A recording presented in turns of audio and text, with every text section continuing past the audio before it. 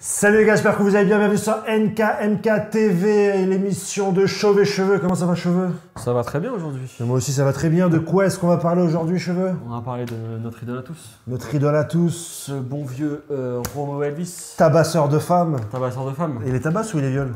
Non, il est... Il est force un peu.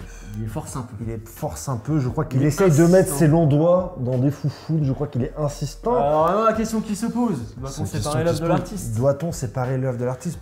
J'ai envie de te dire que la question ne se pose pas pour le monsieur parce qu'il a pris une tournure artistique qui est un peu foireuse et il devient vraiment plus très intéressant. J'aimais beaucoup Romeo Elvis avec les CD, les EP qu'il a fait avec le Motel. Ouais. Très très fan. Grosse voix rock, des beats très banger, beaucoup de tabassage qui fonctionnait assez bien. Moi j'adorais vraiment ce profil-là. Ouais, ça n'a jamais été un grand rappeur, mais il avait une prestance. Il y avait une prestance et il y avait vraiment une proposition artistique. Après, un charisme. Sur son album Chocolat, je crois. Chocolat, beaucoup de bonnes choses. Chocolat, sur ce chocolat, moi, ce qui m'a posé beaucoup de bonnes choses. C'est qu'il partait dans la moralisation. Ouais, c'est ça qui m'a tué. Gavant. C'est le Belgique. Dans le propos, ouais. Où il parle de la Belgique, l'histoire de la Belgique et tout ça. Malaisant. Ouais, malaisant. Malaisant. Sur la drogue, c'est mal et tout ça. Beaucoup de placements intéressants. Mélodie aussi intéressante. On sent que c'est un vrai artiste au niveau de la voix, etc., qui peut donner des trucs intéressants. Par contre, il a essayé de faire du propos. Un peu trop forcé, je pense qu'il s'est beaucoup influencé à l'époque. Il y avait L'Homme Pâle qui a sorti Janine avec un vrai propos, énormément de propos, énormément comment on dit quand tu penses à ta vie là, d'introspection. Énormément d'introspection. Angèle qui arrive derrière avec un énorme propos. Donc dans son entourage, deux artistes qui sortent avec un bon propos. Il a essayé de faire pareil. Mais lui, il manque de propos, très clairement. Il est parti chercher du propos au forceps sur la Belgique, sur la relation Belgique-Congo. Exactement.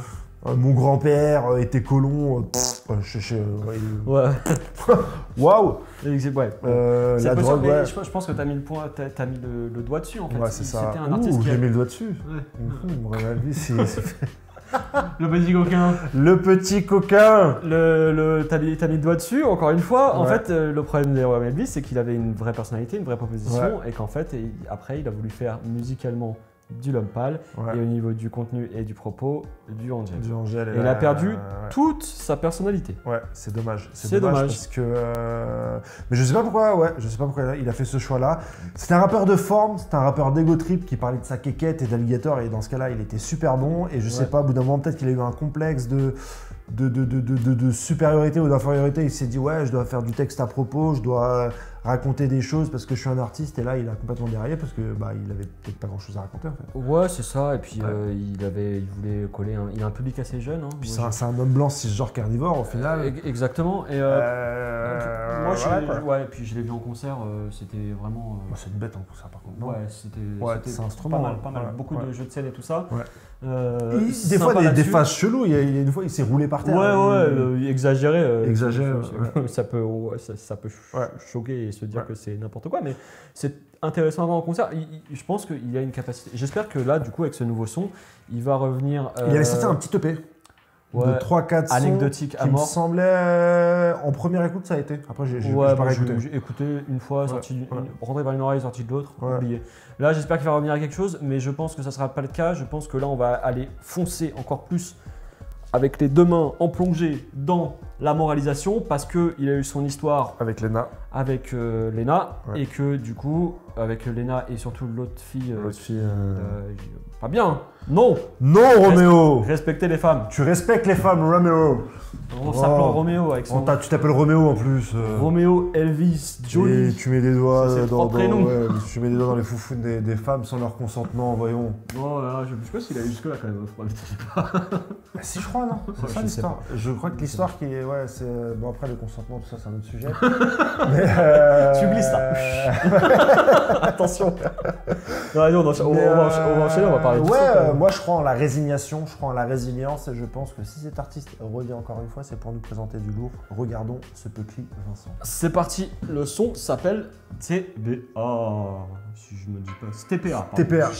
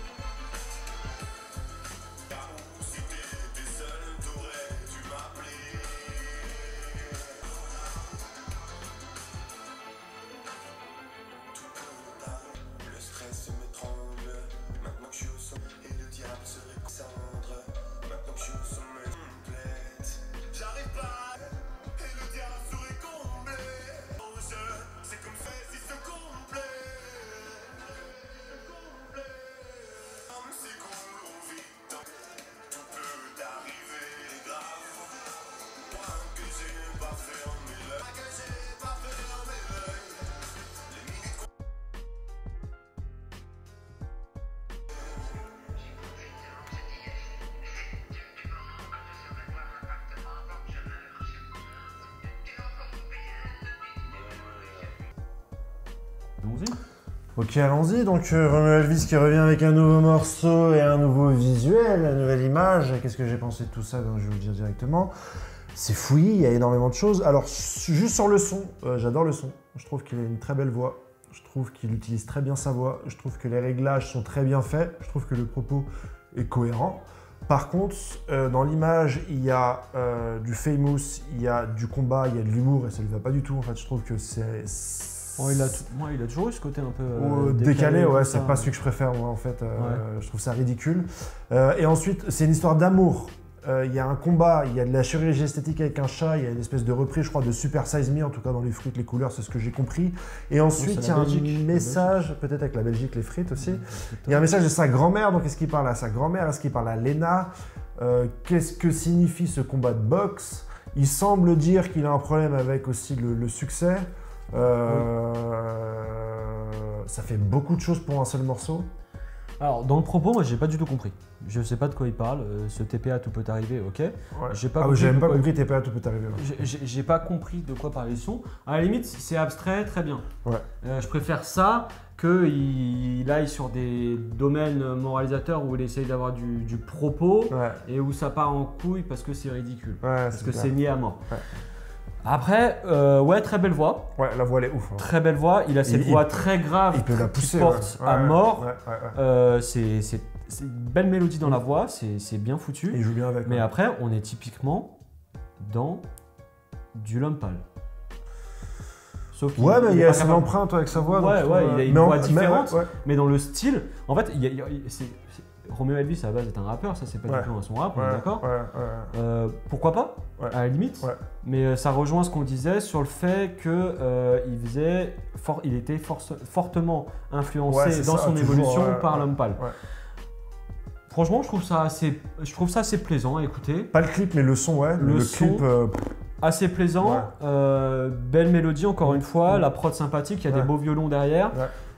La prod, j'ai adoré. Moi, j'ai vraiment adoré la prod. Après, moi, ce que je retiens et ce qui me fait surtout me raccrocher à ce son, c'est justement qu'il n'est pas tombé. J'avais peur qu'il nous fasse un son justement en réponse directe aux accusations et qu'on tombe dans de la morale mal faite, niaise et compagnie. C'est cool d'avoir esquivé ça. C'est cool d'avoir esquivé ça. Ou alors il l'a fait d'une manière assez subtile et on l'a pas compris parce qu'on est con. Non, parce qu'il a écrit un grand message déjà par rapport à cette affaire-là. Un grand message. Moi, j'ai trouvé ça sympa. J'ai vu qu'il avait réagi enfin. Mais il a réagi assez tôt, à l'inverse de Pierre Ménez, pas en disant on ne peut plus rien dire, mais en expliquant qu'effectivement il a compris qu'il a pu blesser une autre personne, donc ça c'est assez cool. Ensuite il s'est fait un peu oublier, et ça c'est un peu normal, je trouve que c'est intelligent. J'attendais son retour parce que je suis toujours curieux de ce qu'il fait, et le son je trouve bien, mais le clip... trop de choses, trop d'abstrait, tout ça, et pas abstrait forcément dans le bon sens, où tu peux avoir des trucs complètement psychédéliques. Je le préfère charismatique et arrogant que comique en fait, Romeo Elvis, et je crois savoir qu'il a souffert du fait que tout le monde dise qu'il est arrogant. Moi je préfère arrogant que comique en fait. Ça donne une espèce de prestance, même si c'est de l'arrogance jouée, tu t'en fous.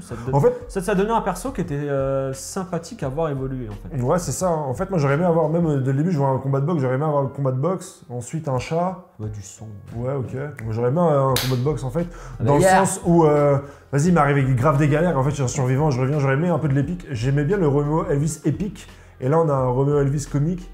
Et moi en tout cas ça me plaît moins, après peut-être que ça plaît à d'autres personnes, mais moi ça me plaît moins en fait. Dans le visuel, après je sens pas non plus de côté comique dans le texte. Le son, non c'est pas le son, moi je trouve bien. C'est très abstrait, il lâche des choses, j'ai pas franchement compris le sens du son en lui-même. Je sais pas du tout. Mais si, il y a plus ou moins, je crois qu'il parle de Lena quand il dit je te reconnaîtrais, même les yeux fermés parmi 1000 femmes. Ouais, mais ça peut être générique, ça peut être générique. Et à la fin on entend c'est sa grand-mère qui parle au téléphone, il y a vraiment beaucoup de choses. Alors on en revient à Lumpal et Jani. On en revient à Lumpal et Jani, c'est exactement ça. Maintenant, pourquoi pas. Moi, je suis content qu'il lance peut-être le prochain projet avec un single comme ça. Je suis sûr qu'on va avoir de la moralisation par rapport à ce qui s'est passé dans l'album. J'espère pas trop, je préfère qu'il reste dans des trucs comme ça beaucoup plus abstraits et beaucoup plus musicaux. Ouais. Je trouve ça plus intéressant. Ah, mais en tout cas, mais là, il a traversé des crises, il aura peut-être des choses à raconter. Je vais redire ce que j'ai déjà dit dans d'autres vidéos, je sais plus laquelle. Faire de la philosophie profonde dans un morceau de 2 minutes, 3 minutes, c'est pas possible. Ouais. Tu fais que de la surface forcément et du coup ça a toujours un côté niais. Bon, après c'est l'art de la punchline, de trouver en une phrase comment dire beaucoup de choses en une seule phrase. C'est pour ça qu'il faut essayer de faire du vrai contenu, du vrai propos sur de la musique rap en 3 minutes. C'est presque toujours une mauvaise idée. Sauf pour Note pour plus tard de Orelsan. Oui, il y en a quelques-uns. Il y en a quelques-uns, mais du vrai propos, faire du politique, sociologique, voilà. Ouais, c'est ça. Voilà pour notre analyse. Est-ce que tu as quelque chose à rajouter, cheveux Rien de plus. Rien de plus aujourd'hui. N'hésite pas à commenter, liker, partager si tu aimes bien nos vidéos NKMK cheveux. Et sinon, on vous dit à la semaine prochaine pour de nouvelles aventures. Allez, ciao, à la prochaine.